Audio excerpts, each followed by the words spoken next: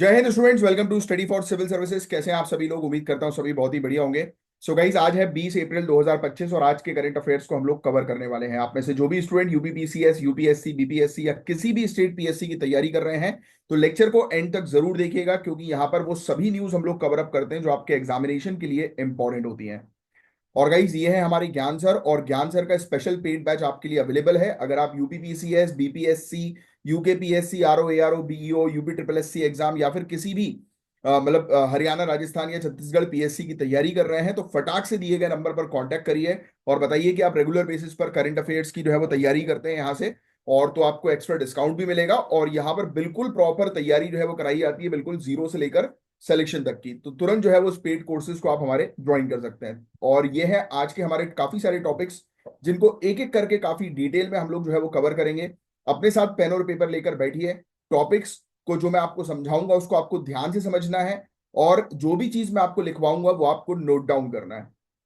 तो सब उससे पहले मैं आप लोग के एक बार कमेंट्स जो है वो देख लेता हूँ, किन किन लोगों ने कमेंट्स किए हैं। प्राची वर्मा वेरी गुड, आयुष गुप्ता बहुत बढ़िया, सभी के कमेंट्स आ रहे हैं। आयुषी सिंह वेरी गुड, बहुत शानदार। श्योदय यादव, समीर भटनागर सर, दौलत कैसा है? दौलत बहुत बढ़िया है भाई, सेलिब्रिटी आदमी है। देखो ये साइड में बैठा हुआ है दौलत। दौलत, ये देखो ये बैठा हुआ है हमारा दौलत। वो हमेशा मेरे आसपास ही जो है वो रहता है। तो चलिए आगे की बात करें। बिल्कुल समीर जी का भी आंसर आया, बहुत बढ़िया। पायल जी बहुत बढ़िया, बहुत बढ़िया सभी लोग। शगुन सिंह ने लिखा है कि सर कुछ वीडियोस जो है वो सेपरेट डल रहे हैं। यस, सेपरेट जो वीडियोस डल रहे हैं ना वो इसी की क्लिपिंग है, इसी को काट के डाला गया है। राइट, तो वो अलग से कोई वीडियोस नहीं है, यही सब टॉपिक्स हैं जो मैं आपको पढ़ाता हूँ। उसके हम लोग जो है वो आजकल जैसे कि मतलब रीच जो है वो ज्यादा बढ़े चैनल पर, तो उस हिसाब से हम लोग जो है वो करते हैं अलग से एक सेपरेट वीडियो अभी क्लिप्स जो है वो उसकी डाल रहे हैं, है ना। तो बस आपको तो सिर्फ रेगुलर जो सेशन मैं आपको कंडक्ट करवाता हूँ वो आपको देखना है, बस दैट्स इट। तो चलिए बहुत हो गई बातें, अब हम लोग करेंगे सेशन को स्टार्ट। बहुत ध्यान से हर एक चीज को जो है वो आपको समझना है, क्योंकि ये आज के काफी सारे टॉपिक्स हैं। मैं काफी सारी चीजें जो है वो आपको एक्सप्लेन करूंगा, ध्यान से जो है वो सुनिएगा। सबसे पहला जो टॉपिक है वो है आयुर्वेद डे को रीडिफाइन किया गया है। क्यों बदली गई है आयुर्वेदिक दिवस की तारीख, तो आइए इसको हम लोग समझेंगे। ये टॉपिक आपके जीएस पेपर वन कल्चर के लिए काफी ज्यादा इंपॉर्टेंट है। आयुर्वेद डे की नई डेट अनाउंसमेंट के बारे में ये टॉपिक है। तो आपको डेट पता होनी चाहिए, स्पेशली स्टेट पीएससी के पॉइंट ऑफ व्यू से, और आयुर्वेद का टॉपिक है तो ऑब्वियसली यूपीएससी के पॉइंट ऑफ व्यू से भी ये इंपॉर्टेंट डेट पता होनी चाहिए आपको। तो क्या आपको पता है कि अब से आयुर्वेद डे 23 सितंबर को मनाया जाएगा? लिख लो, अब से आयुर्वेद डे जो है वो 23 सितंबर को जो है वो मनाया जाएगा। ये फैक्ट जो है वो लिख लीजिए आप। पहले ये धनतेरस के दिन मनाया जाता था। कब मनाया जाता था? पहले ये लिख लेना, धनतेरस वाले दिन। राइट, पहले ये जो प्रैक्टिस चली आ रही थी कि हम धनतेरस वाले दिन मना रहे थे, अब इसको शिफ्ट करके हमने 23 सितंबर डेट डिसाइड कर दी है। तो आओ समझते हैं इस बदलाव का रीजन, इसकी इंपॉर्टेंस, और एग्जाम के पॉइंट ऑफ व्यू से आपको डेट तो याद रखनी है और भी कुछ चीजें याद रखनी है, वो मैं आपको बताऊंगा। तो गवर्नमेंट ने 23 मार्च को एक गैजेट नोटिफिकेशन के जरिए अनाउंस किया कि 23 सितंबर को आयुर्वेद डे फिक्स डेट पर मनाया जाएगा। पहले ये धनतेरस वाले दिन होता था जो मैं आपको लिखवा चुका हूं, राइट। लेकिन धनतेरस की डेट हर साल लूनार कैलेंडर के हिसाब से चेंज होती थी। कभी 15 अक्टूबर, कभी 12 नवंबर। इस वजह से इवेंट प्लानिंग और कोऑर्डिनेशन में दिक्कत होती थी। तो आपको कारण पता लग गया क्या है, कि भाई हम आयुर्वेदिक डे का इवेंट प्लान नहीं कर पा रहे थे, प्रॉपर कोऑर्डिनेशन नहीं हो पा रहा था because of changes in date, क्योंकि धनतेरस कभी किसी दिन पड़ रहा है, कभी किसी दिन पड़ रहा है। राइट, तो इसलिए अब हमने एक पर्टिकुलर डेट जो है वो डिसाइड कर ली है कि 23 सितंबर को ही आयुर्वेद डे मनाया जाएगा। बात समझ में आ गई सभी को? क्लियर? तो क्या आपको लगता है कि फेस्टिवल्स और इवेंट को ग्रिगोरियन कैलेंडर के अकॉर्डिंग फिक्स कर देना चाहिए? कमेंट्स में लिखकर बताओ, क्या आपको ऐसा लगता है कि जितने भी इवेंट्स हैं सबको कर देना चाहिए ऐसा? क्योंकि इसको तो कर दिया इन्होंने। तो अब देखो इसके अलावा इसके और भी क्या उद्देश्य हैं, तो वो भी मैं आपको जो है वो समझाता हूं थोड़ा सा। तो आयुष मिनिस्ट्री का कहना है कि इस चेंज का पर्पस एक ग्लोबली रिकॉग्नाइजेबल और कंसिस्टेंट ऑब्जर्वेंस इंश्योर करेगा। मतलब सिंपल शब्दों में मैं आपको बताऊं तो देखो क्या होगा कि कोई भी इवेंट एक पर्टिकुलर डेट पे आता है तो उसकी इंपॉर्टेंस एक बढ़ी हुई रहती है ना, कि इस डेट को ये ऑब्जर्व करना है। तो उस डेट के आने से पहले पूरी प्लानिंग जो है वो की जाती है। प्लस ग्लोबल लेवल पर भी इसको रिकॉग्नाइजेशन जो है वो मिलता है, क्योंकि फिर उस इवेंट को ग्लोबल लेवल पे फिक्स कर दिया जाता है, राइट। अब प्लानिंग को इसमें आसान बनाया जाएगा, स्पेशली इंटरनेशनल इवेंट्स के लिए, है ना। आयुर्वेदिक डे का मेन ऑब्जेक्टिव ये होता है to honour Ayurveda as scientific evidence based and holistic health care system. और गाइज मानो ना मानो, आयुर्वेद सबसे बेस्ट हेल्थ केयर प्रैक्टिसेस में से एक है, यानी कि हेल्थ केयर ट्रीटमेंट में से एक, क्या मैं तो बेस्ट ही मानूंगा। क्योंकि मैं भी खुद आज की डेट तक, क्योंकि मैं ठीक हुआ हूं तो उसके पीछे भी नेचुरल प्रैक्टिस है जिसमें आयुर्वेद का भी बहुत इंपॉर्टेंट रोल है। आज की डेट तक रोज सुबह मॉर्निंग में मैं अश्वगंधा और गिलोय लेता हूँ। गिलोय का जूस और अश्वगंधा का पाउडर यानी कि मिक्स करके जो है मैं पीता हूँ सुबह सुबह। सबसे पहली जो जो चीज मेरी बॉडी में जाती है वो ये टॉनिक जाता है, और ये करीब मैं 15 साल से ले रहा हूँ, और ये सबसे बेस्ट चीजें हैं। और भी काफी सारी चीजें होती हैं यार, जैसे ब्रह्मी करके एक चूर्ण आता है, वो मैंने कई बार रिकमेंड भी किया है स्टूडेंट्स को कि आपको ब्रह्मी करके एक चूर्ण जो आता है वो खाना चाहिए। वो बेसिकली आपकी माइंड पावर को जो है वो इंप्रूव करता है। तो ऐसे ही नेचुरल चीजें इंटेक करो ना, तो वो सबसे बेस्ट जो है वो होता है। क्योंकि देखो अल्टीमेटली आज की डेट में इतना ज्यादा पल्यूटेंट है एनवायरमेंट में, इतने सारे केमिकल्स के इंटेक हम लोग जो है वो करते हैं, तो हमारी बॉडी को फिट रखने के लिए कुछ ना कुछ सप्लीमेंट्स की तो जरूरत पड़ती है। तो आप लोग इस प्रकार के सप्लीमेंट्स लिया करो। सप्लीमेंट्स का आयुर्वेद तो सबसे बेस्ट माना जाता है ना। तो इस दिन लोगों में प्रिवेंटिव हेल्थ केयर और सस्टेनेबिलिटी को लेकर भी अवेयरनेस जो है वो बढ़ाई जाती है। तो ये चीज हम लोग को जो है वो देखने को मिलती है। अब एक और चीज मैं आपको बताता हूँ कि 23 सितंबर ही दिन क्यों चूज किया गया, ये चीज लिखने वाली है। तो 23 सितंबर यानी कि इक्विनॉक्स होता है। पढ़ा है आपने इक्विनॉक्स के बारे में? कमेंट बॉक्स में लिखकर बताओ मुझे इक्विनॉक्स क्या होता है, किस चीज को हम लोग इक्विनॉक्स जो है वो बोलते हैं। कमेंट बॉक्स में जो है वो लिखकर बताओ। अब देखो, दिन और रात एक बराबर हो जाती है इक्विनॉक्स वाले दिन, राइट। तो आपको जो है पता होगा भाई, आप जानते हैं कि सन जो है वो ट्रॉपिक ऑफ कैंसर से लेकर ट्रॉपिक ऑफ कैप्रिकॉर्न के बीच में ही देखने को मिलता है। देखो सन तो का मूवमेंट नहीं होता, आपको पता है सन एक ही जगह है, बट उसकी रेस जो है वो शिफ्ट होती है ना। तो एक ट्रॉपिक ऑफ कैंसर हम लोग को जो है वो देखने को मिलता है, और फिर वहां से शिफ्ट होकर जब इक्वेटर के पास आती है, तो इक्विनॉक्स वाला डे जो है वो हम लोग ऑब्जर्व करते हैं, जिसमें डे लाइट और नाइट वो बिल्कुल इक्वल हम लोग को देखने को मिलती है। ये आपने पढ़ा होगा इसमें ज्योग्राफी में, काफी इंपॉर्टेंट चीज है ना। ये सब डेट्स आपको जो है वो ध्यान में रखनी है। अब देखो 23 सितंबर इक्विनॉक्स, तो ये बैलेंस का सिंबल है, जो आयुर्वेद का भी कोर प्रिंसिपल है, लिख लेना। 23 सितंबर इसलिए चूज किया क्योंकि आयुर्वेद का कोर सिंबल है बैलेंस, टू मेंटेन बैलेंस।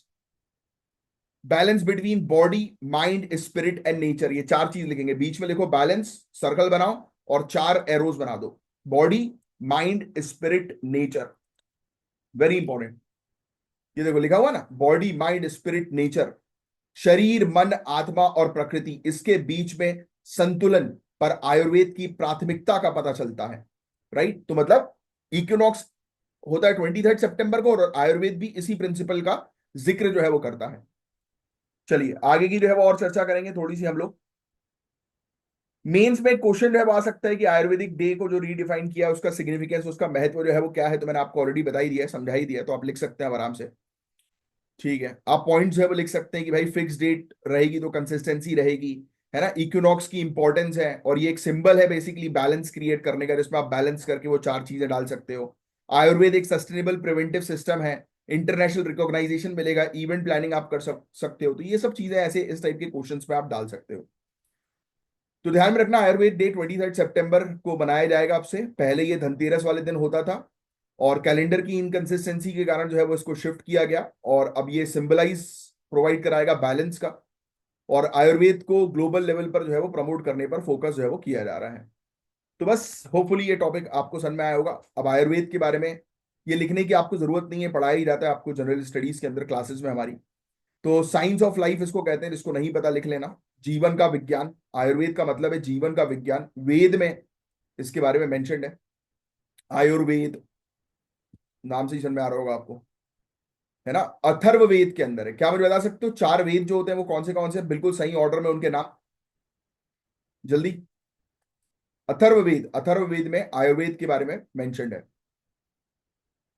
ठीक है, इसमें डाइट लाइफस्टाइल हर्बल मेडिसिन जड़ी बूटी उन सब चीजों के बारे में ज्ञान मिलता है हम लोग को।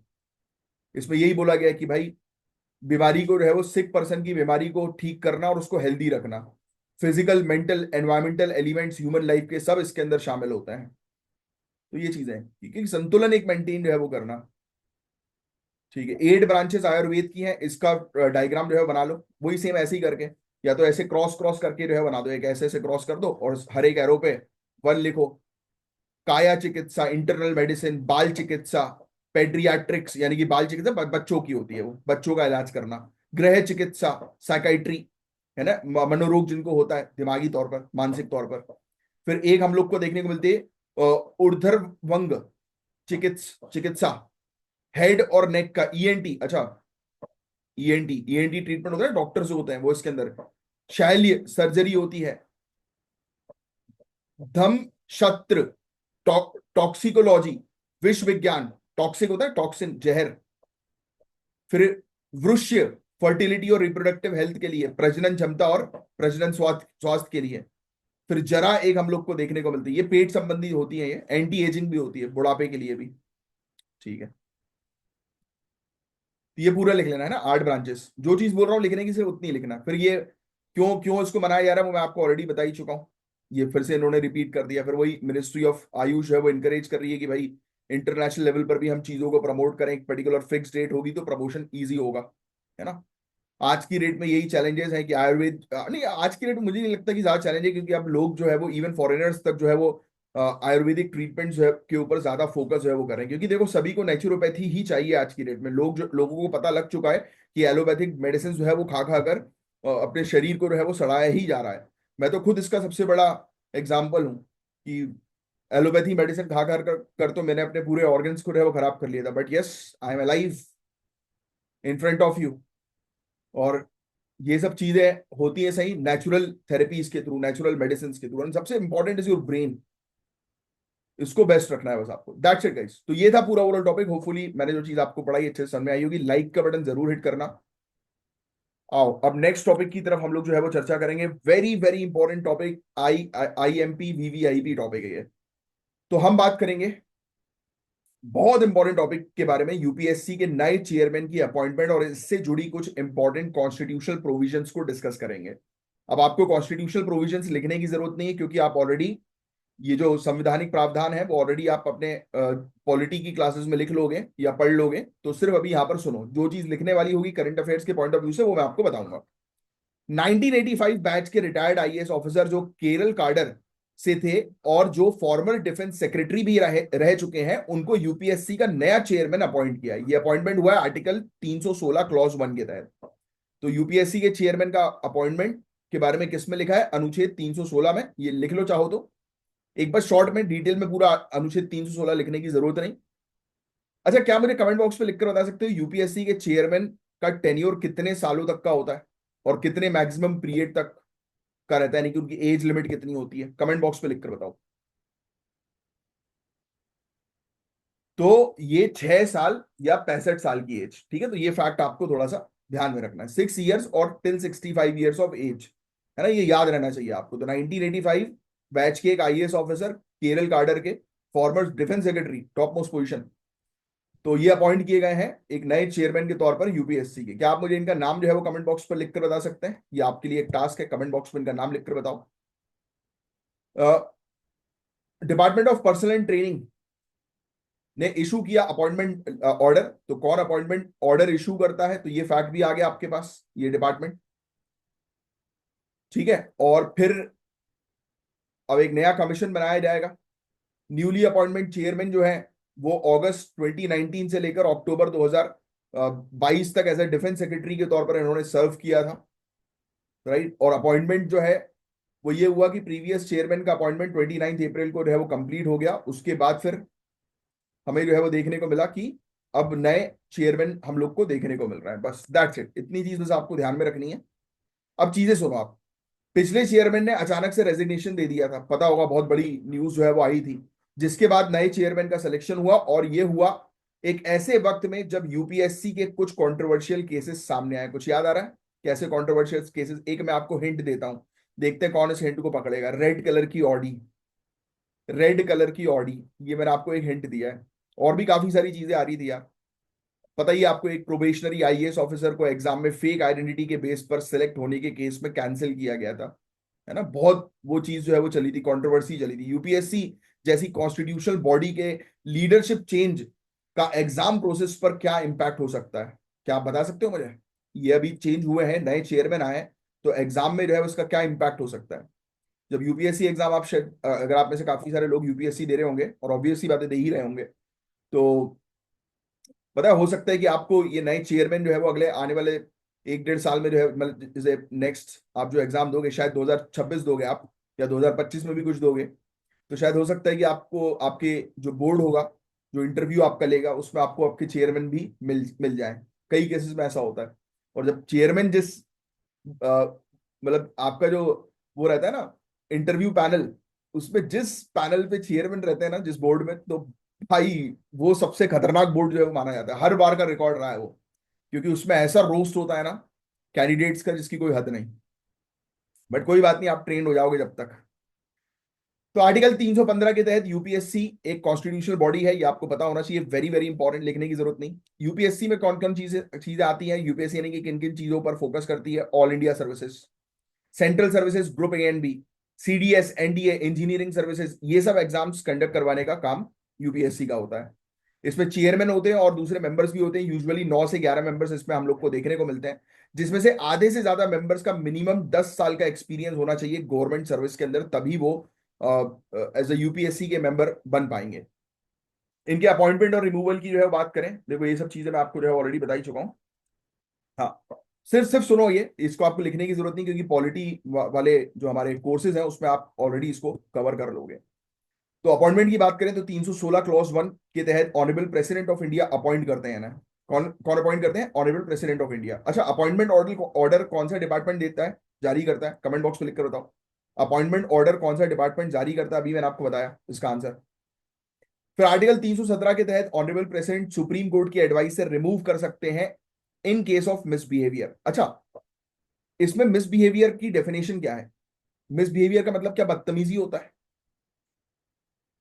बताओ मुझे कमेंट बॉक्स पे लिखकर। अगर आपने पॉलिटी ध्यान से पढ़ी है तो आपको इसका आंसर मिल सकता है। मिसबिहेवियर, जैसे यहां पर लिखा ना कि रिमूवल के केस में ऑनरेबल प्रेसिडेंट जो है वो रिमूव कर सकते हैं, और किस कंडीशन पर? इन केस ऑफ मिसबिहेवियर, देखो लिखा है आर्टिकल 317। मुझे ये मिसबिहेवियर की डेफिनेशन जरा बताओ, देखते हैं कि किसने ये पढ़ा है ध्यान से, और किसकी क्लास में ये चीज पढ़ाई गई है ना, क्योंकि जनरली ये चीजें अवॉइड कर दी जाती है काफी सारी क्लासेस के अंदर। लोग जो है वो पूरी पॉलिटी पढ़ लेते हैं, बट ये मिसबिहेवियर की डेफिनेशन ढंग से उनको पता ही नहीं होती। तो अगर नहीं पता तो जिनके पास आप पॉलिटी पढ़ रहे हो उनसे एक बार पूछना, फिर मुझे बताना कि क्या आंसर मिला है आपको। तो ग्राउंड्स ऑफ रिमूवल के अंदर हम लोग को देखने को मिलता है इंसॉल्वेंसी, दिवालियापन, पेड जॉब ड्यूरिंग टेन्योर, यानी कि आपके टेन्योर के दौरान भी आप कहीं पर और एक्स्ट्रा जॉब जो है वो कर रहे हो, फिजिकल या मेंटल इनकैपेसिटी, यानी कि आप जो है वो फिजिकली फिट नहीं हो उस पोजीशन के लिए, या आप अपनी पर्सनल गेन के लिए अपनी पोजीशन का मिसयूज कर रहे हो, तो ये सब ग्राउंड्स हम लोग को देखने को मिलते हैं जो रिमूवल के लिए जो है वो जनरली कंसिडर जो है वो किए जाते हैं। फिर ऑनरेबल सुप्रीम कोर्ट से डिस्कस करके ऑनरेबल प्रेसिडेंट जो है वो रिमूव कर देते हैं चेयरमैन को, और मेंबर्स को भी सेम। तो why this is relevant for you as an aspirant, क्यों आपके लिए इंपॉर्टेंट है ये टॉपिक? तो यूपीएससी चेयरमैन का रोल होता है ट्रांसपेरेंसी, फेयरनेस और पॉलिसी इंप्लीमेंटेशन इंश्योर करना, गाइस, कि चीजें ट्रांसपेरेंट रहे, एग्जाम जो कंडक्ट हो रहा है वो ट्रांसपेरेंट तरीके से एग्जाम जो है वो कंडक्ट हो, राइट। फिर इसके अलावा रीसेंट कंट्रोवर्सी में पब्लिक का ट्रस्ट जो है वो यूपीएससी के लिए बहुत ज्यादा इंपॉर्टेंट है। अब नए चेयरमैन आएंगे, अब देखना बहुत जरूरी है कि उनकी पॉलिसी जो है वो किस तरीके की जो है वो होगी, राइट, नए चेयरमैन की, right, it is very important to watch. देखेंगे आगे चल के। UPSC is not just a body that takes exam, चाहो तो लिख सकते हो, बहुत अच्छा एक लाइन मेरे दिमाग में आ रही है।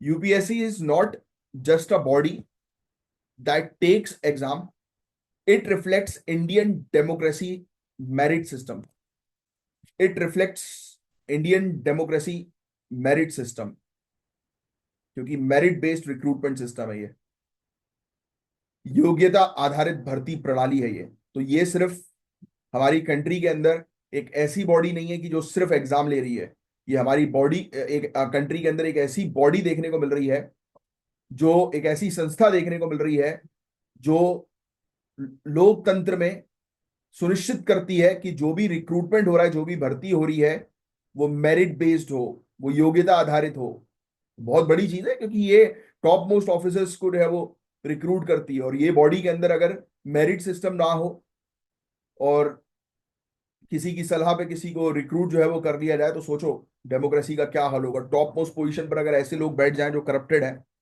तो गेम ओवर फिर तो कंट्री का। ठीक है। किसने बोला था सिविल सर्विसेज को स्टील फ्रेम ऑफ इंडिया? देखते हैं किसको पता है इसके बारे में। एक बहुत इंपॉर्टेंट शख्स है, हमारी कंट्री में रहे हैं, बहुत इंपॉर्टेंट, बहुत ही ज्यादा इंपॉर्टेंट। उन्होंने सिविल सर्विसेज को जो है वो steel frame of India title जो है वो दिया था। किसने दिया था ये? जिस समय दिल्ली के अंदर प्रोबेशनर ऑफिसर्स की ट्रेनिंग होती थी, अब तो मसूरी में हो रही है। बताओ नीचे कमेंट बॉक्स पे लिखकर। आप लोग की भी होगी बहुत जल्दी, खुश हो जाओ, बस मन लगा के तैयारी करो। तो बस गाइस, यही था पूरा ओवरऑल टॉपिक जो आपको एक मुझे बताना था। लिखो operation black forest, very important topic, operation black forest. 31 नक्सलियों का खात्मा हुआ है, क्या है इसका नेशनल इंपैक्ट? आओ हम लोग डिटेल में डिस्कस करेंगे, बहुत इंपॉर्टेंट टॉपिक है, बहुत ध्यान से सुनना। हम डिस्कस करेंगे एक रीसेंट एंटी नक्सल ऑपरेशन के बारे में। नेक्स्ट पॉइंट लिखेंगे आप, जहां पर आपने लिखा ऑपरेशन ब्लैक फॉरेस्ट, नीचे एंटी नक्सल ऑपरेशन। ये टॉपिक आपके जीएस पेपर 3 इंटरनल सिक्योरिटी से डायरेक्ट रेलिवेंट है। छत्तीसगढ़ तेलंगाना बॉर्डर, नीचे लिखिए Chhattisgarh Telangana border. Next point, Chhattisgarh Telangana border. यहां पर एक पहाड़ी है जिसका नाम है कुर्रा गुटालू, कुर्रा गुटालू, कुर्रा गुटालू, कुर्रा गुट्टालू, कुर्रा गुट्टालू पहाड़ी है। कहां पर है? छत्तीसगढ़ तेलंगाना की बाउंड्री पर। यहां पर एक ज्वाइंट ऑपरेशन हुआ जिसमें 31 मॉइस्ट को न्यूट्रलाइज किया गया है। लिख देना, 31 माओवादियों को मार गिराया। एक नक्सल विरोधी अभियान यहां पर चलाया गया था जिसमें 31 माओवादियों को मार गिराया। लिख लेना, 31 मॉइस्ट न्यूट्रलाइज्ड।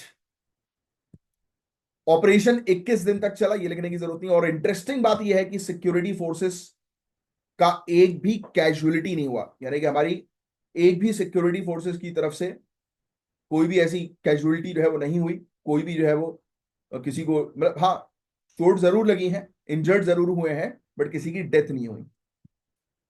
क्या आप जानते हैं कि लेफ्ट विंग एक्सट्रीमिज्म को गवर्नमेंट कब तक खत्म करने का टारगेट रखती है? बताओ, बहुत इंपॉर्टेंट क्वेश्चन पूछा है मैंने। अभी रिसेंटली ही इस चीज के बारे में डिस्कशन भी हुआ था और मैंने पढ़ाया भी है कि इस प्रकार की जो एक्सट्रीमिज्म जो है हमारी कंट्री के अंदर, उग्रवाद जो ऑर्गेनाइजेशन है, उसको पूरी तरह से खत्म करने का टारगेट बताऊं क्या है? लिख लेना, 31 मार्च 2026। इस समय तक सरकार का मिशन है कि लेफ्ट विंग एक्सट्रीमिज्म को पूरी तरह से खत्म कर देना है। या तो उनको बोल देना है कि भाई आप अपने हथियार गिराओ और नॉर्मल सिविलियंस की तरह जो है वो रहो, तो आपको एक्सेप्ट किया जाएगा। बट अगर आप ये कंटिन्यूअस नक्सल ऑपरेशंस कंडक्ट करोगे तो अब वो सुना नहीं जाएगा। ऑपरेशंस का ऑब्जेक्टिव क्या था? ध्यान सुनिएगा। पर्पस जो है वो क्या था? बहुत समय से हम लोग को देखने को मिल रही थी कि ये माओवादी जो थे, इनके ट्रेनिंग कैंप्स ऑपरेट हो रहे थे। इनको हमें नष्ट करना था, इनके हेडक्वार्टर को, इनके ट्रेनिंग कैंप्स को, जिससे कि वो रिक्रूट ना करें किसी नए गांव वाले को और फिर उसको नक्सलवादी ना बना दे। क्योंकि ट्रेनिंग कैंप्स अगर आप डिस्ट्रॉय कर दोगे तो ऑब्वियस सी बात है कि वो ट्रेनिंग कहां पे देंगे नए लोगों को, नए रिक्रूट्स को। इसमें अलग अलग चीजों को टारगेट किया गया, लिखने की जरूरत नहीं। पीएलजीए बटालियन 1 था, दंड करनिया स्पेशल जोनल कमेटी था ये मेरे ख्याल से छत्तीसगढ़ में, फिर Telangana state committee, central regional committee, ये सब टारगेट यूनिट्स थे। बेसिकली उन्हीं एरियाज को क्लीन करना जहां पे सदियों से मॉइस्ट प्लानिंग और रिक्रूटमेंट होती थी। तो ये मेन सबसे पहला जो है वो हमारा टारगेट था कि मॉइस्ट के हेडक्वार्टर और ट्रेनिंग हम हब्स को हम लोग को पूरी तरह से डिसमेंटल करना था, खत्म कर देना था। क्योंकि जब ये ट्रेनिंग नहीं दे पाएंगे तो ऑब्वियस सी बात है कि फिर ये कैसे अपनी एक्टिविटीज आगे कंडक्ट कर पाएंगे, है ना? यहां पर अब ये लिखो आप कौन सी फोर्सेस इस ऑपरेशन में शामिल थी, तो आप लिखो CRPF, central reserve police force. हमारी सीआरपीएफ जो है वो शामिल थी।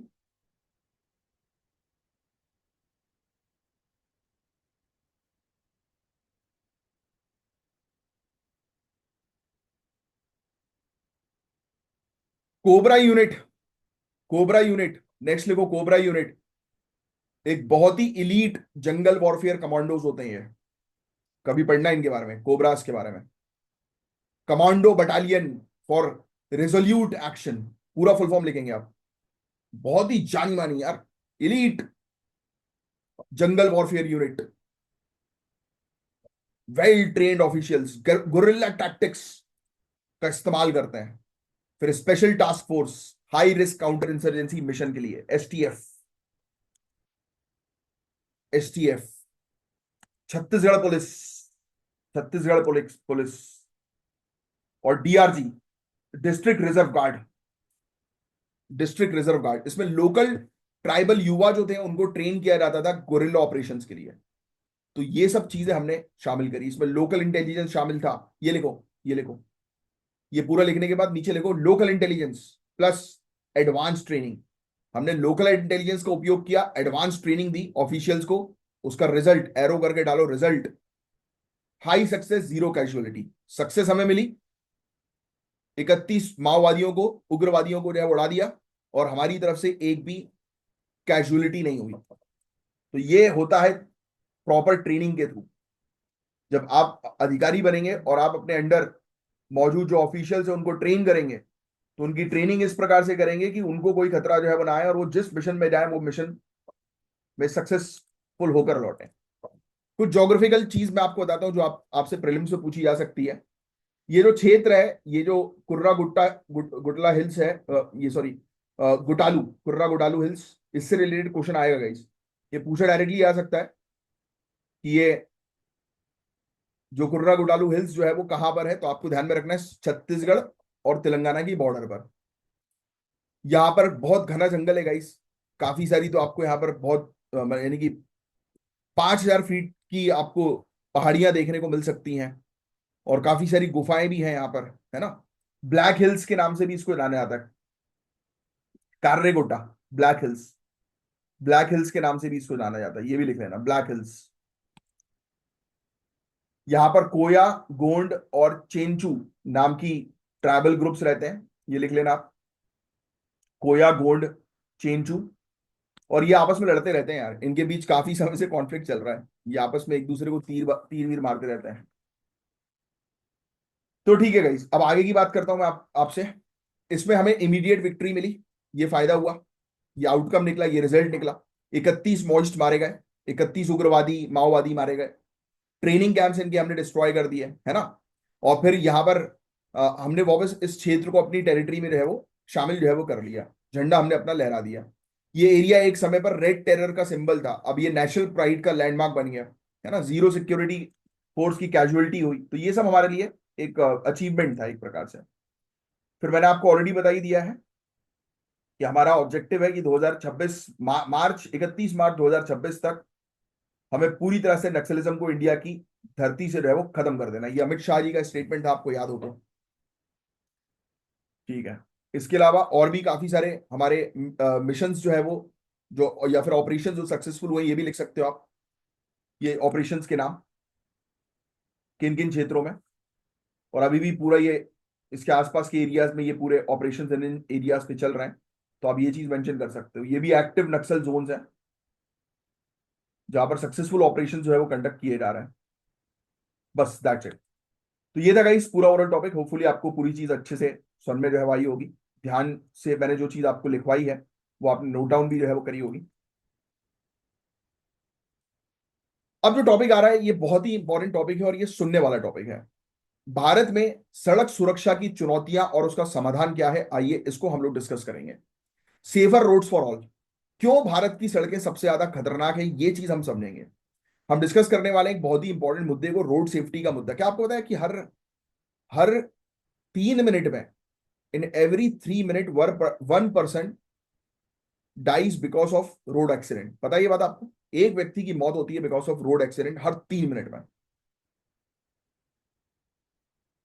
सिर्फ 2022 में ही आंकड़े देखो आप, 1.68 लाख लोगों की मौत हुई रोड एक्सीडेंट्स में। और हर साल रोड क्रैशेस इंडिया को जीडीपी का 3% एक्सपेंडिचर करवाते हैं। तो आओ समझते हैं रोड सेफ्टी की करंट सिचुएशन क्या है, प्रॉब्लम्स क्या है, गवर्नमेंट का क्या रिस्पॉन्स है और क्या होना चाहिए फ्यूचर रोड मैप्स, यानी कि क्या हम तैयार करें। तो ये सुनने वाला टॉपिक है आपके लिए। कुछ फैक्ट्स होंगे तो आप नोट डाउन है वो कर सकते हो, जैसे कि इंडिया दुनिया का सेकंड लार्जेस्ट रोड नेटवर्क है इंडिया के पास, पता है आपको? 6.3 मिलियन किलोमीटर का। चाहो तो ये वाला पॉइंट लिख लो कि इंडिया के पास दुनिया का सेकंड लार्जेस्ट रोड नेटवर्क है, 6.3 मिलियन किलोमीटर्स का टोटल।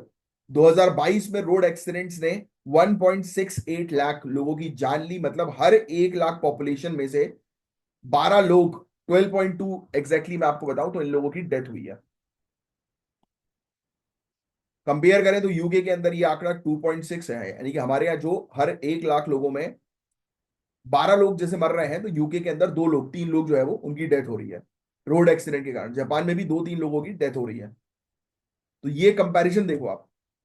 तो इसलिए हमारा जो रोड्स है वो काफी डेंजरस हो रहा है। ये बात आप जानते नहीं है गाइस, मैंने खुद ऑब्जर्व करी कई बार, तो मैं खुद बहुत गंभीर एक्सीडेंट से निकला हूं because of road. Sometime highway में चला रहा हूं भाई मैं, हाईवे में चलती है स्पीड में गाड़ी, 80-100 की स्पीड में देखो गाड़ी चलती है, राइट? आप जानते ही हैं वहां पे। हाँ, बट मैं हमेशा एक चीज का ध्यान रखता हूँ कि रोड के हिसाब से गाड़ी चलाता हूँ। अब रोड अच्छा है, मैं एकदम से गाड़ी चला रहा हूँ। आप लोग के साथ हुआ ये चीज कि नहीं हुआ, आप मुझे बताना कमेंट बॉक्स पे। मेरे साथ हुआ है, और एक दो बार नहीं, बहुत बार हुआ है। रोड चला रहा हूँ अचानक से, अब मुझे नहीं पता कि आगे ने रोड बनाया है और कोई साइन नहीं है, कुछ नहीं है, अचानक से गाड़ी या तो बम हो जाएगी नीचे, यानी कि मतलब एक छोटा सा उसमें, अब आपको पता है यार 80 की स्पीड में गाड़ी आ रही है और एकदम से, आपने देखा हो कई बार रोड ये लोग ऊपर एक बड़ी बना देते हैं, फिर नीचे एक ऐसी छोटी रोड जो है वो चलती रहती है। अरे भाई उसमें कोई तो वो दे दो कि जिससे कि गाड़ी जब स्पीड में आए तो या तो वो तो उचक जाती है गाड़ी। वो है आप लोग के साथ? या कई बार ऐसा होता है कि इतने बड़ा अचानक से स्पीड ब्रेकर ये लोग एक गंदे शेप का जो है वो दे देते हैं कि गाड़ी हवा में चली जाती है यार। मेरे साथ 2-3 बार हुआ है कि गाड़ी एकदम हवा में, फिर उसको भाई वो करना मुश्किल हो जाता है। और जो बेचारा घबराहट में, और आजकल तो वैसे भी एडवांस गाड़ियां आ रही हैं, उंगलियों पे चलती हैं, पावर स्टेयरिंग्स होते हैं, लोग ज्यादा हैंडल पर वो नहीं रखते हैं। बट हमेशा याद रहे, अगर आपकी गाड़ी 60 के ऊपर है तो आपको ग्रिप अच्छी पकड़ के रखनी है, क्योंकि ये ग्रिप ही है जिससे कि आप पूरी तरह से गाड़ी को कंट्रोल करते हैं। यहीं पे लोग गलती कर जाते हैं। बहुत बुरी हालत है। आप बताइएगा कि आपका कोई एक्सपीरियंस रहा हो ऐसा रोड एक्सीडेंट्स वगैरह को, या रोड्स को लेकर, कि स्पेशली इंफ्रास्ट्रक्चर को लेकर। अभी अभी आपने वो चीज देखी थी, 2-3 न्यूज ऐसी आई थी कि एक व्यक्ति गूगल मैप देख के गाड़ी चला रहा है, सामने देख रहा है, और अचानक से वो ऐसे ब्रिज पे पहुंच गया, क्योंकि देखो वो ब्रिज पे ऐसे इसलिए पहुंचा क्योंकि वहां पर कोई बैरिकेड नहीं होगा। भाई बैरिकेड होता तो वो कैसे पहुंचता उस आधे टूटे हुए ब्रिज पे? वो बेचारा ब्रिज पे पहुंचा, भगाता हुआ आ रहा है, ब्रिज टूटा हुआ है, नीचे खाई पे गिर गया। सुना है ये वाला केस की नहीं सुना है? भाई ऐसी स्थिति हो रही है। 78% केसेस में ड्राइवर गलती, मतलब जिम्मेदार जो है वो होती है ड्राइवर की, 78% केसेस में। क्योंकि देखो ड्राइवर की गलती क्या क्या होती है, ये भी लोग भी गलती करते हैं, ओवर स्पीडिंग। ओवर स्पीडिंग नहीं करना चाहिए भाई। रोड को देखकर चलाओ आप गाड़ी, रोड की जो स्पीड लिमिट दी गई है उसके आसपास ही रखो। हाँ मुझे पता है 80 की स्पीड लिमिट जो है वो दी जाती है तो लोग 100 पे चलाते हैं, बट उससे ऊपर मत जाओ यार, क्या मतलब? थोड़ा 1 घंटा लेट पहुंचोगे, यहाँ पे भी पहुंचोगे हैं? शौक शौक के चक्कर में अपनी 12 बजा लेना और अपने साथ बैठे हुए लोगों की 12 बजा लेना, क्या मतलब? मेरा एक परिचित है, एक रेस्टोरेंट का ओनर, उससे भी बीच में बात हुई थी। तो वो उसमें था, वो 300 महिंद्रा की आती है ना, एक्सयूवी 300 ही एक्सयूवी है ना। 500 मुझे पता है, 700 मुझे पता है, 300 भी एक गाड़ी आती है। अब वो एक्सयूवी है, उसके आगे या क्या है पता नहीं मुझे एग्जैक्टली। एक्सयूवी है मेरे ख्याल से, एक्सयूवी 300 वो थी उसके पास गाड़ी। पर कच्चे उड़ गए थे उस गाड़ी के। उसके बगल में उसकी गर्लफ्रेंड थी, उसकी डेथ हो गई, और वो जिंदा है। मैं ये नहीं कहता वो भी मर जाता, but the point is that बेटा तुम गाड़ी चला रहे हो, भी बियर पी के गाड़ी चला रहे हो। और आज भी उसका यही है। आज भी वो गाड़ी से निकलता है तो मैंने बोलता है कि यार सर हम तो जाते हैं, तो बस एक बियर जो है वो फंसाई और चालू। तो मैंने कहा भाई अभी इतना बड़ा एक कांड तुम करके आए हो, उसके बाद भी बोलते हैं, अरे सर इतना लंबा डिस्टेंस है, मजा ही नहीं आता। तो मैंने कहा भाई ट्रेन से जाना है यार, पी के बैठ जा ट्रेन में, सो जा। वो भी गलत है हालांकि, भाई तुम पी के बैठ जाओगे, पता है किसी के साथ बदतमीजी कर दो। अब लोग नहीं समझते, these these people are common man, these people are common people. Over speeding, drunk driving, है ना, लेन इनडिसिप्लिन। आप देखते होगे कोई भी कहीं से भी मोड़ लेता है गाड़ी, भाई अगर आप हाईवे में चल रहे हो तो यू शुड गिव इंडिकेटर, जिससे कि पीछे वाला अलर्ट हो जाए। और इवन अगर आपके सामने कुछ आया था, जैसे कि मैं कई बार हाईवे में जाता हूँ, बीच में एकदम से गाय आ गई है, सामने वाले ने ब्रेकिंग कर दी, मेरा सबसे पहला काम होता है वो हजार्ड लाइट जलाना। वो चार पार्किंग जिसको बोलते हैं ना हम लोग, चार लाइट जलती रहती है, वो हजार्ड लाइट सबसे पहले जलाओ, जैसे कि पीछे वाला कंट्रोल हो जाए, उसको समझ में आ रहा है कि आगे कुछ इश्यू आए। बट मैंने कई बार लोगों को देखा है वो हजार्ड लाइट जलाकर गाड़ी चलाते रहते हैं। अरे भाई वो हजार्ड लाइट सिचुएशन के लिए है, इमरजेंसी सिचुएशन के लिए, कि गाड़ी खड़ी हुई है कहीं पर। पुअर ट्रेनिंग, ट्रेंड होते नहीं है लोग, इवन इन आरटीओ ऑल्सो। मेरा खुद का जो ड्राइविंग लाइसेंस है, मैं आपको क्या ही बताऊं भाई, जब ड्राइविंग लाइसेंस जब मैं अपना दे रहा था, मैं प्रॉपर प्रोसीजर के थ्रू ही गया था। वो एग्जाम नहीं होता, आप बैठो वहां पर, एग्जाम जो है वो होता है, वो प्रोजेक्टर होता है, टीवी होती है बहुत बड़ी सी एलईडी, उसमें जो है वो क्वेश्चंस आते हैं, फिर आपको जो है वो मार्क करना रहता है, राइट क्वेश्चंस। एक व्यक्ति खड़ा होकर पूरे आंसर्स बता रहा था, साइन सिंबल्स दिए जाते हैं ना, वो पूरे आंसर्स बता रहा खड़ा होके। सोचो आप, ये तो स्थिति है। अच्छा, एक एक दो क्वेश्चन में थोड़ा सा मुझे लगा कि यार, मैंने कहा आंसर तो ये कहीं साला ये फेल तो करवाना नहीं चाह रहा है। तो जैसा मैंने सोचा था वैसे ही दो एक लोगों ने और सोचा, बट क्या मुझे अपने आंसर्स पे कॉन्फिडेंट था, तो मैं तो मार्क कर रहा था अपने हिसाब से। बाकी दो एक लोग को और ऐसा लगा कहीं ये साला रिश्वत तो नहीं, मतलब हम लोग को फेल कराने की कोशिश तो नहीं कर रहा कोई। वो बेचारे दो लोगों के 0 मार्क्स आए, उनको लगा कि ये जो बोल रहा है वो मार्क नहीं करेंगे, दूसरा करेंगे। अरे यार थोड़ा सा दिमाग लगाओ भाई। ऐसी भी चीज है। इवन जब मैं कार, वहां पे वो एक जोन होता है ना कि आप कार चला के दिखाइए, जब मैं अपना एक्सपीरियंस बता रहा हूँ, तो मैंने गाड़ी खड़ी करी तो उन्होंने बोला अरे तुम तो ट्रेन लग रहे हो यार, तुम जाओ हो गया। अरे मैंने कहा थोड़ी तो चलान दो यार, आपके ट्रैक में, उनके ट्रैक में गाड़ी चलानी थी एक्चुअल में। बोला हाँ चला लो जाओ। कोई सीरियसनेस नहीं है भाई। सोचो, ये तो स्थिति है हमारे यहाँ। यही सब स्थिति को तो ठीक करने के लिए आप लोग एग्जाम की तैयारी कर रहे हो। इंफ्रास्ट्रक्चर का इशू देखो, ड्राइवर भी दारू पी के गाड़ी चला रहा है, इंफ्रास्ट्रक्चर का इशू है। 5,000 से ज्यादा ब्लैक स्पॉट्स हैं हाईवे। ब्लैक स्पॉट समझते हो ना, वही जिसकी मैं आपको बात कर रहा था कि यहां पर एक्सीडेंट हो सकता है। और हाँ, जहां पर लिखा रहे बोर्ड में दुर्घटना संभावित क्षेत्र, तो भाई गाड़ी बिल्कुल कंट्रोल में रखो, क्योंकि वो क्षेत्र ऐसे होते हैं।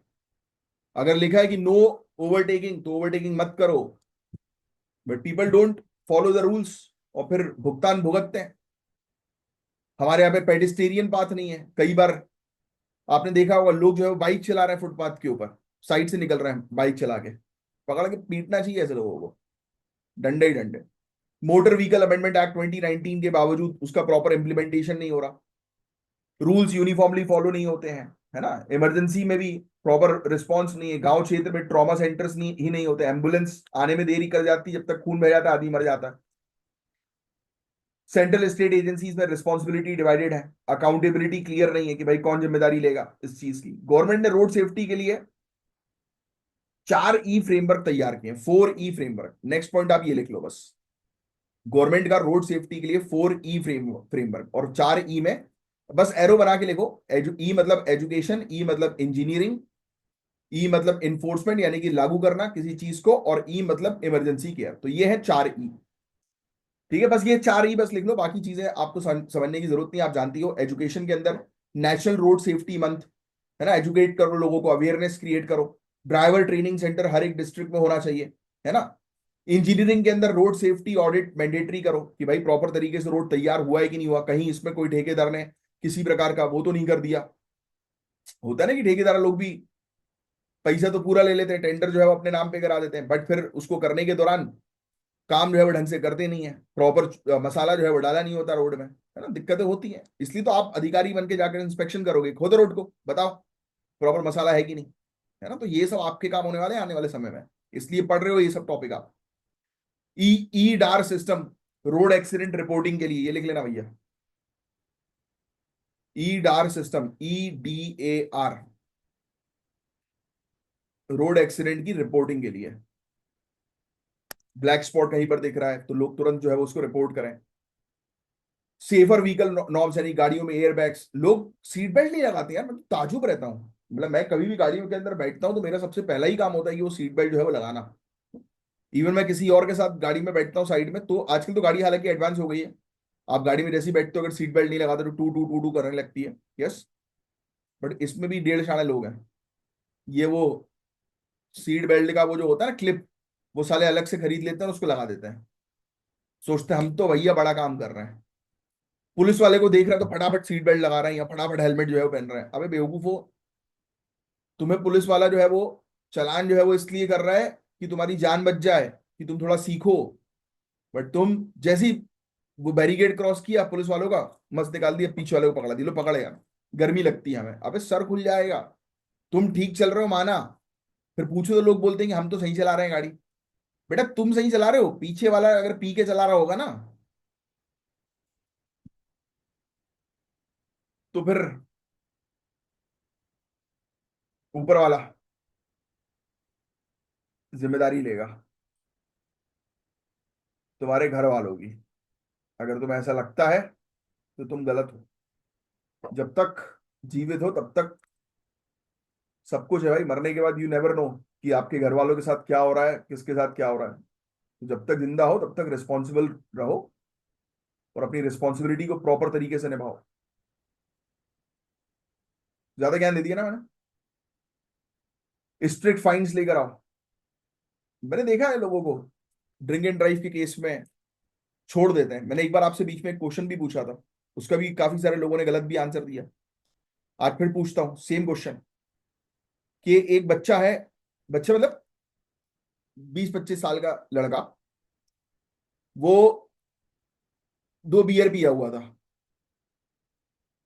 और आपने उसको जो है पकड़ लिया, है ना। उसने बहुत माफी मांगी कि सर आइंदा से, आज के बाद से कभी नहीं होगा, मैं आपके पैर पड़ता हूँ, मैडम मैं आपके पैर पड़ता हूँ, प्लीज छोड़ दो, घर वाले मार डालेंगे, निकाल देंगे घर से, मैं बड़ा परेशान हो जाऊंगा। छोड़ दोगे आप उसको? चलान नहीं करोगे? बताओ। ये इंटरव्यू में ऐसे क्वेश्चंस पूछे जाते हैं, छोड़ दोगे? चलो आपने दया दिखाई उसके बाद कि चल जा यार। आगे चल के उसने एक बुजुर्ग कपल को मार डाला, फिर कौन जिम्मेदार है इस चीज का? आप।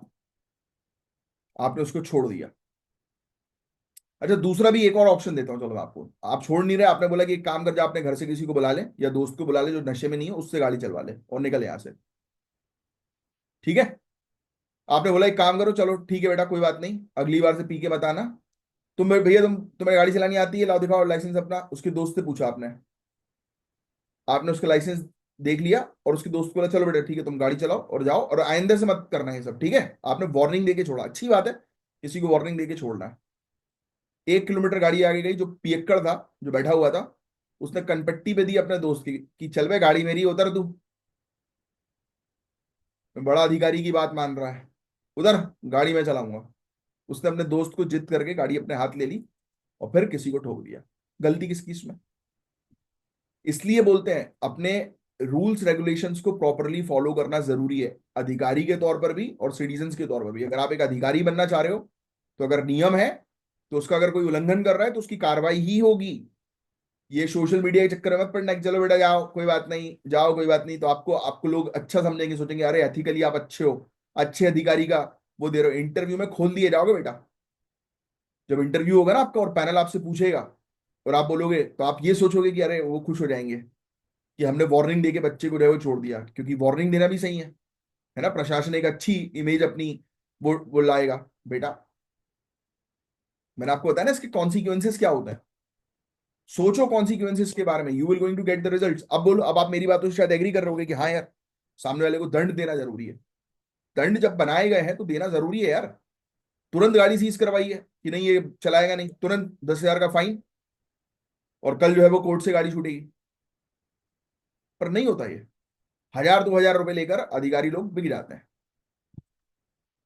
ई चालान करो तुरंत के तुरंत, सीसीटीवी सर्विलांस कराओ हाई रिस्क जोन में जहां पर एक्सीडेंट होते हैं, ये सब होते हैं। टेक्नोलॉजी का उपयोग करना बहुत ज्यादा जरूरी है। कैशलेस ट्रीटमेंट जो है वो होने चाहिए प्रॉपर तरीके से। तो ये सब चीजें हैं।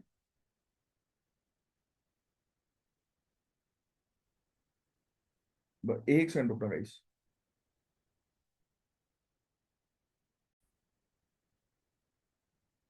तो बस यही है यार कि आप सेफ सिस्टम अप्रोच को जो है वो अडॉप्ट करो, है ना। इंस्टीट्यूशन रिफॉर्म्स करो, कॉर्पोरेट सोशल रिस्पॉन्सिबिलिटी के तहत जो है वो कॉर्पोरेट सेक्टर को भी पार्टिसिपेट करवाओ इन सब चीजों में, जिससे कि फंड्स बेसिकली आ सकें। वर्ल्ड बैंक ने रिकमेंड किया कि 109 बिलियन यूएस डॉलर का इन्वेस्टमेंट करना है अगले दशक में रोड फेटालिटीज को 50% कम करने के लिए। ये वाला पॉइंट लिख लेना। बस दैट्स इट, ये था गाइस पूरा ओवर टॉपिक। होपफुली आपको पूरी चीज अच्छे से क्रिस्टल क्लियर समझ में आई होगी। आज काफी 8 टॉपिक्स दे दिया आज एकदम से टीम ने, बट ठीक है, अच्छी बात है। मैं तो चाहूंगा कि रोज ज्यादा टॉपिक्स हो, बट क्या होता है कि फिर वो टाइमिंग के अकॉर्डिंग थोड़ा सा ऊपर नीचे जो है वो चीजें हो जाती हैं। बट कोई बात नहीं, चलिए। ये देखो भैया, आप लोग सभी लोग, ये भाई साहब भी पढ़ते हैं आप लोगों के साथ। आपको अगर दिखाई दे रहे हैं ये प्यारे भाई साहब हमें, हमारे तो डॉली उधर देखो, वो देखो, सेलिब्रिटी है ये हमारा। देखो दौलत उधर देखो, देखो आप लोगों को देख रहा है ये। सबको बोल दो all the best. All the best बोल दो, ऑल द बेस्ट बोल दो, ऑल द बेस्ट बोल दो। उधर देखो, उधर सबको बोलो ऑल द बेस्ट।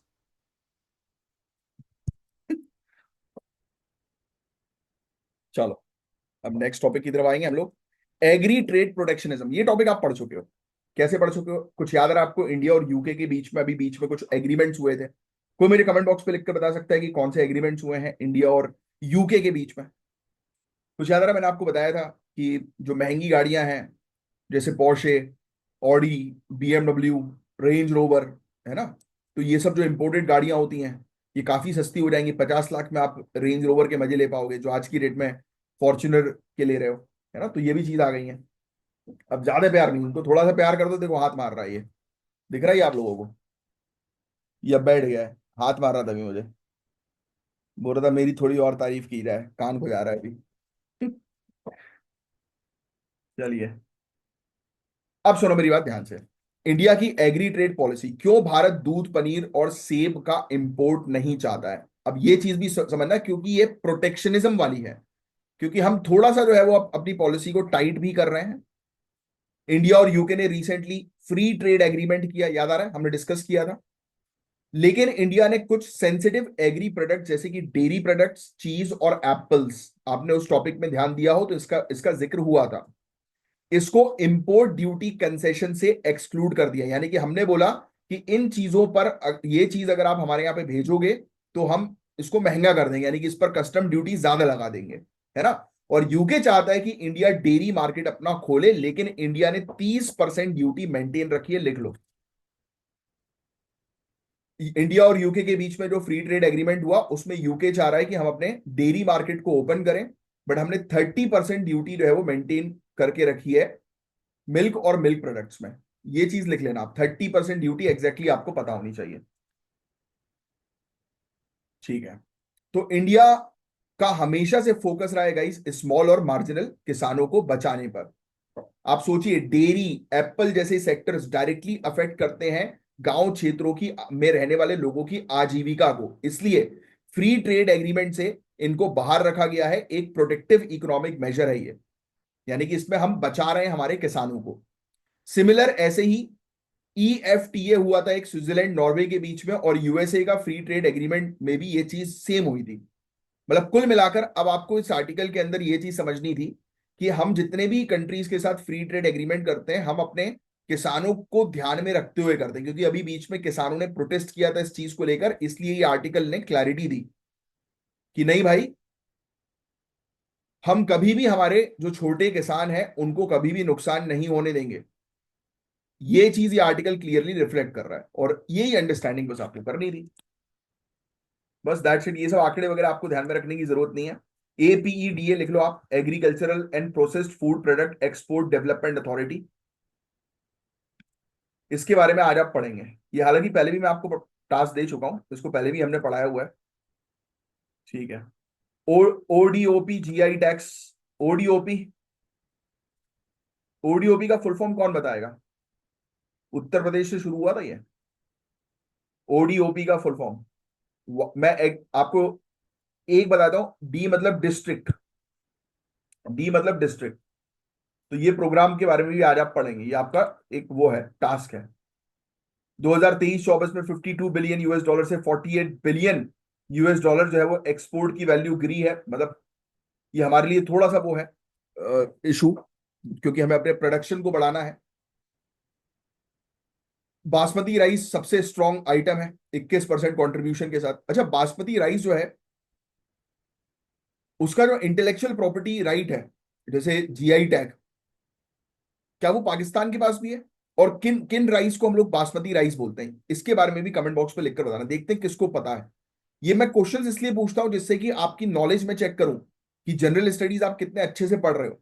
क्योंकि जीएस में, जीएस पेपर 3 के अंदर आपके सिलेबस में इंटेलेक्चुअल प्रॉपर्टी राइट्स एक टॉपिक है, जिस टॉपिक के अंदर ज्योग्राफिकल इंडिकेशन टैग का ये टॉपिक आता है, और इसके अंदर बासमती राइस सबसे पहले पढ़ाया जाता है।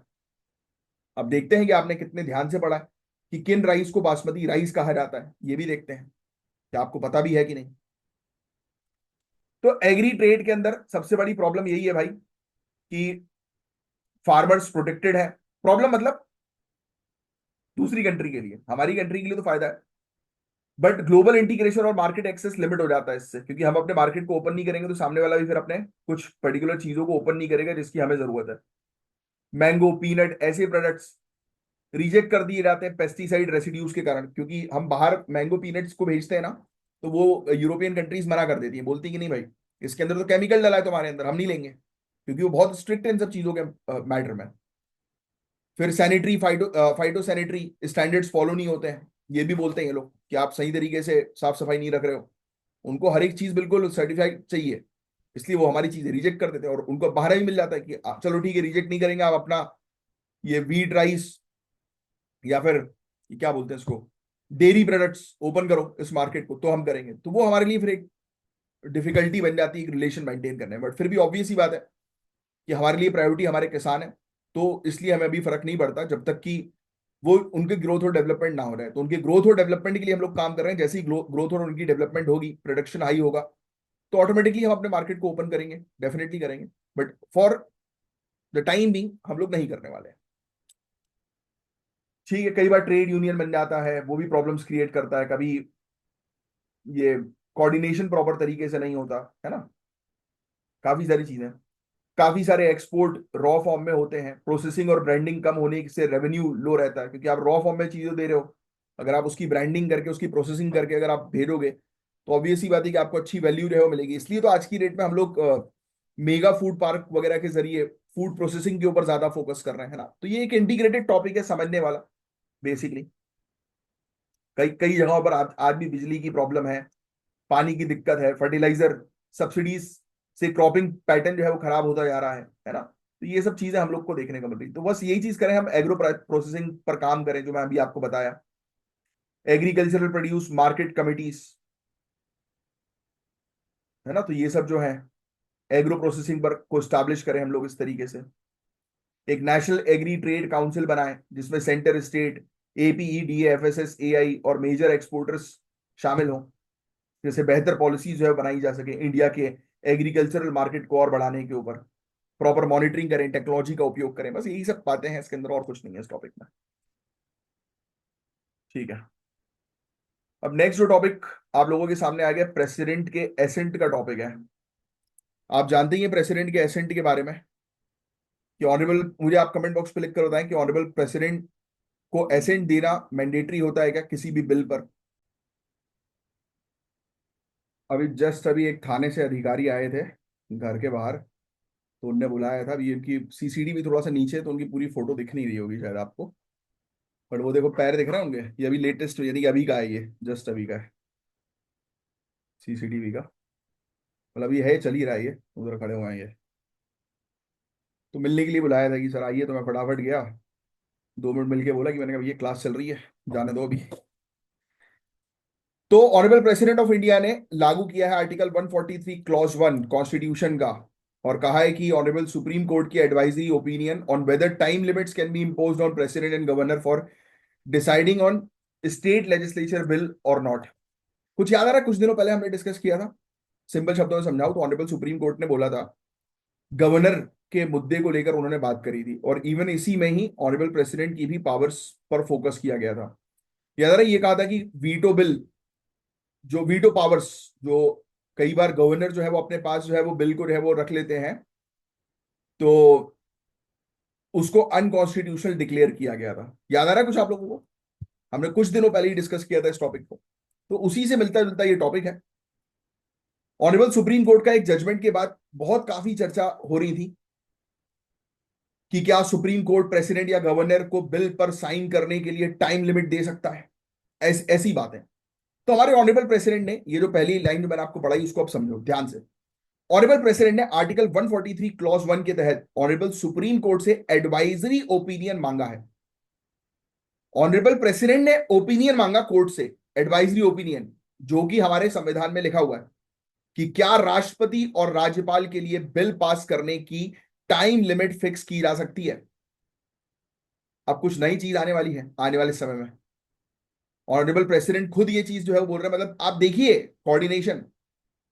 पहले होता था कुछ हरकत हो गई, अब देखो ऑनरेबल प्रेसिडेंट किसके ऊपर ऑपरेट करेंगे, काउंसिल ऑफ मिनिस्टर की एडवाइस पर। बोलो हाँ या ना।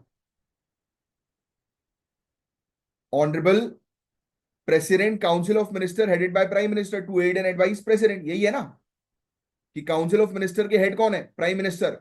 वो एडवाइस करेंगे प्रेसिडेंट को, फिर प्रेसिडेंट उस अकॉर्डिंग एक्ट करेंगे।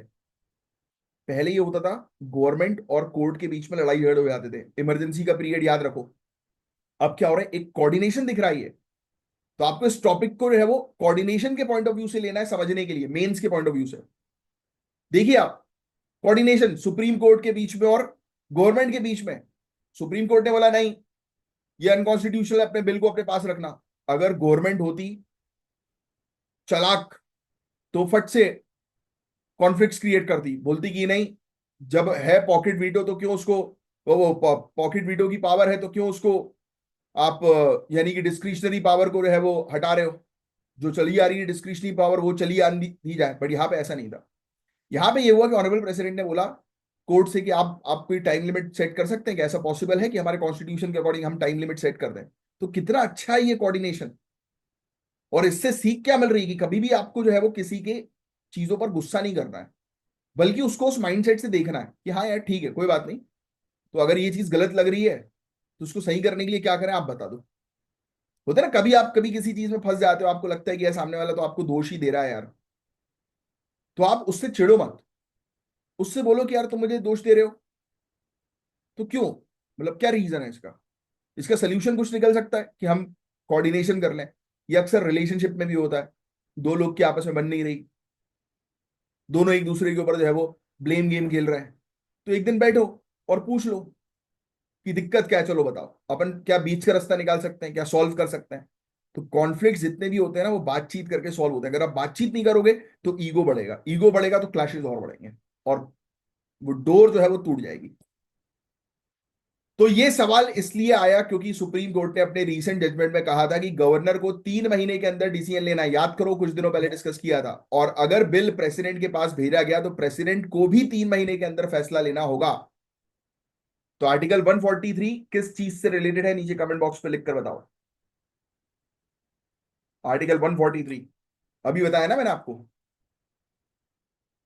अब सुनो, आर्टिकल 200 लिख लो और आर्टिकल 201 लिख लो। आप ये दो आर्टिकल जो है वो आज आपको पढ़ने हैं, आर्टिकल 200 और आर्टिकल 201।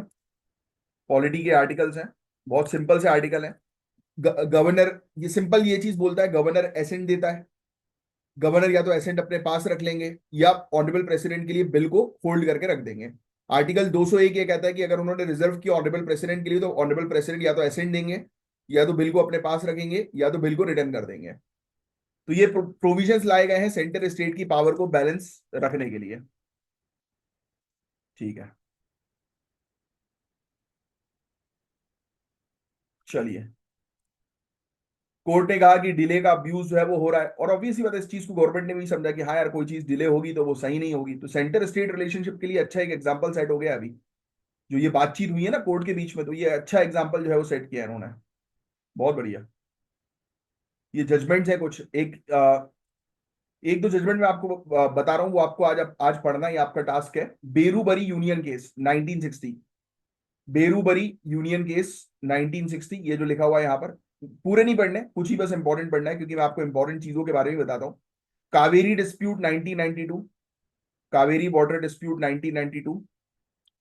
और तीसरा है आपका अयोध्या रेफरेंस 1993। ये तीन केसेस के बारे में बस आप आज पढ़ो, पूरे केसेस के बारे में पढ़ने की जरूरत नहीं है। इसमें भी कोर्ट ने अपने ओपिनियन देने से मना कर दिया था पेंडिंग केसेस के कारण। ठीक है, बस दैट्स इट। इससे पता क्या होता है कि संघवाद जो है, फेडरलिज्म जो है वो और स्ट्रांग होता है। तो फेडरलिज्म के पॉइंट ऑफ व्यू से काफी अच्छा ये आर्टिकल है। जनरल स्टडीज के पॉइंट ऑफ व्यू से ही था। तो अब देखो अभी आगे चल के क्या होता है, क्योंकि ये टॉपिक जो है वो रिपीटेड नजर आएगा। हाँ, अब नेक्स्ट टॉपिक भी सिर्फ सुनने वाला है और समझने वाला है कि आपको पता है कि आज की रेट में जो है वो बहुत ज्यादा हम लोग को जो है वो देखने को मिल रहा है कि अभी ये आया है कि बर्थ ट्रेंड्स जो है वो डिक्लाइन हो रहा है, यानी कि बर्थ रेट में गिरावट हम लोग को देखने को मिल रही है। बर्थ रेट की डेफिनेशन नीचे कमेंट बॉक्स में लिखकर बताओ कि किस जन्म दर जो है वो उसकी परिभाषा प्रॉपर क्या है, कमेंट बॉक्स में लिखकर बताओ। तो sample registration system statistical report 2021 release हुई आरजीआई के द्वारा। हाईलाइट किया गया कि तमिलनाडु, केरल, दिल्ली, यहां पर हम लोग को बर्थ रेट्स में डिक्लाइन देखने को मिल रहा है। शादी नहीं हो रही ना आजकल लोगों की, शादी नहीं और हो भी गई है तो बच्चे प्लान नहीं कर रहे लोग बिकॉज ऑफ, अरे यार जीन्स फट गई यार मेरी। क्या क्या हो रहा है मेरे साथ, कभी पुलिस वाले बाहर आ जा रहे हैं, कभी कुछ हो जा रहा है, कभी कुछ हो जा रहा है। आज का दिन मेरे ख्याल से खतरनाक जाने वाला है। मैंने बस ऐसे हल्की सी जीन्स ऊपर करी तो वो फट गई यार, पता नहीं क्यों। बहुत, पता नहीं क्या हो रहा है। चलो होता रहता है भाई ऐसा कुछ कभी कभी। आज, कल बताऊंगा मैं। आज कुछ कुछ तो घटना घटने वाली है, सब चीज इंटर रिलेटेड होती है। तो आपको पता ही है इस टॉपिक के बारे में, ये आंकड़े लिखने की आपको जरूरत नहीं है। डिक्लाइन रेट बहुत ज्यादा देखने को मिल रहा है ना, 2.35% पर ईयर। दिल्ली के अंदर 2.23%, केरल के अंदर 2.5%। इसमें टोटल फर्टिलिटी रेट आता है एक। स्लोएस्ट डिक्लाइन बिहार में भी डिक्लाइन है बट कम है। तो हर जगह आप देख रहे हैं कि आज की डेट में बर्थ रेट में डिक्लाइन हो रहा है। आप इसका रीजन जानते ही हैं यार। टोटल फर्टिलिटी रेट में मैं कई बार आपको पढ़ा चुका हूं कि क्या होता है। ग्रॉस रिप्रोडक्शन रेट, एक महिला अपनी पूरी रिप्रोडक्टिव साइकिल में कितने बेबीज को बर्थ देती है, टोटल फर्टिलिटी रेट, और सबसे बेस्ट 2.1 माना जाता है। और इंडिया का 2021 में 2.0 रहा है। ठीक है, इंडिकेटर्स भी हैं, ये नेशनल इन्फेंट मोर्टेलिटी रेट भी गिरा है, 34 से 27 हुआ है। ठीक है, क्योंकि ये वाले आंकड़े आपसे बेसिकली जो है वो नहीं पूछेंगे ये लोग। ये बेसिकली सेंसस के आंकड़े पूछने पर ज्यादा इंटरेस्टेड जो है वो रहते हैं। रीजनल गैप्स भी हम लोग को जो है वो देखने को मिल रहा है। यूनाइटेड नेशन ने की रिपोर्ट जो है वो इंडिकेट करती है कि इंडिया के अंदर ये अंडर 5 मोर्टेलिटी रेट जो है वो 78% तक रिड्यूस हुआ है 1990 से। उसकी वजह है हेल्थ केयर सिस्टम हमारा बेटर हुआ, वैक्सीनेशन प्रोग्राम्स हमारे बेटर हुए। तो यही चीजें, अभी तो अवेयरनेस क्रिएट करने पर फोकस करना पड़ेगा, क्योंकि ओल्ड एज पॉपुलेशन नहीं तो इंडिया के अंदर ज्यादा हो जाएगी। अभी अब लोगों को अवेयर करना फिर से शुरू करना पड़ेगा कि भाई सही टाइम पर बेबी का बर्थ हो तो वो ज्यादा बेटर है।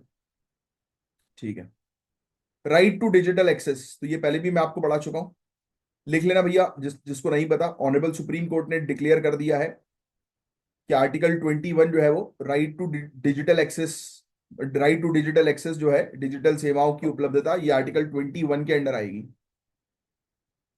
ठीक है, ये डिसीजन तब आया जब एक विजुअली इंपेयर्ड पर्सन, जिनको दिखाई नहीं देता था, और एक एसिड अटैक सर्वाइवर जो है, उनको एग्जिस्टिंग डिजिटल केवाईसी नॉर्म से हटा दिया गया था। तब ये कोर्ट ने ये वाला फैसला जो है वो सुनाया कि नहीं भाई ये सभी के लिए है, राइट टू डिजिटल एक्सेस। इसका मतलब ही ये है कि भाई गारंटी है कि भाई सभी सिटीजन जो है, इंक्लूडिंग पीडब्ल्यूडीज, मार्जिनलाइज ग्रुप, सभी लोग डिजिटल पब्लिक और फाइनेंशियल इंफ्रास्ट्रक्चर को एक्सेस कर सके। यानी कि सभी के लिए आप सेवाएं जो है वो बनाओ, डिजिटल सेवा, सभी को डिजिटल सेवा में शामिल करो, ये उनका संवैधानिक अधिकार है। और अब तो मौलिक अधिकार में आ गया है ये, फंडामेंटल राइट्स आर्टिकल 21। बस यही सब चीजें हैं, बाकी और कुछ नहीं। बस ये एक बस सिंगल फैक्ट जो है वो आप ध्यान में रखो, क्योंकि इनको रिजेक्ट जो है वो कर दिया जाता था। इससे रिलेटेड और भी आर्टिकल्स आएंगे। ये पर्सन विद डिसेबिलिटी एक्ट 2016, उनके जो अधिकार हम लोग को देखने को मिलते हैं, right of person with disability act 2016। इस ये कानून जो है वो सोशल बैरियर मॉडल जो है वो अडॉप्ट करता है डिसेबिलिटीज के, है ना, कि मतलब जो डिसेबल्ड व्यक्ति है, जिनको किसी प्रकार की दिव्यांगजन जो व्यक्ति हैं, तो वो भी जो मेन स्ट्रीम सोसाइटी के अंदर जो है वो शामिल हो सके, इस चीज के अधिकार की वो गारंटी देता है। ऐसे यूएन सीआरपीडी के कमिटमेंट्स हम लोग को देखने को मिलते हैं। इंडिया जो है उसने United nation convention on right of person with disability को साइन किया है। कि जिससे कि पर्सन विद डिसेबिलिटी को मेन स्ट्रीम सोसाइटी के अंदर शामिल किया जाए। ठीक है, ऐसी कुछ केसेस भी होते, केसेस वगैरह आपको ध्यान में रखने की आवश्यकता नहीं है। इससे यही होगा कि डिजिटली जो है वो डिजिटल इंक्लूजन होगा, यानी कि जो भी पर्सन विद डिसेबिलिटीज हैं या सभी लोग जो है इंडियन सिटीजन्स, उनको डिजिटल एक्सेस प्रोवाइड कराना है। अब ये उनका मौलिक अधिकार बन गया है ना। डिसेबिलिटी राइट्स और एडवांस होंगी, डिजिटल ट्रांसफॉर्मेशन और इक्विटेबल होगा। ठीक है। Bhargavastra counter drone system. Bhargav Bhargavastra Bhargavastra counter drone system, लिख लो भाई, ये वेरी इंपॉर्टेंट। ये डायरेक्ट एनर्जी वेपन सिस्टम है, डायरेक्टेड एनर्जी वेपन सिस्टम।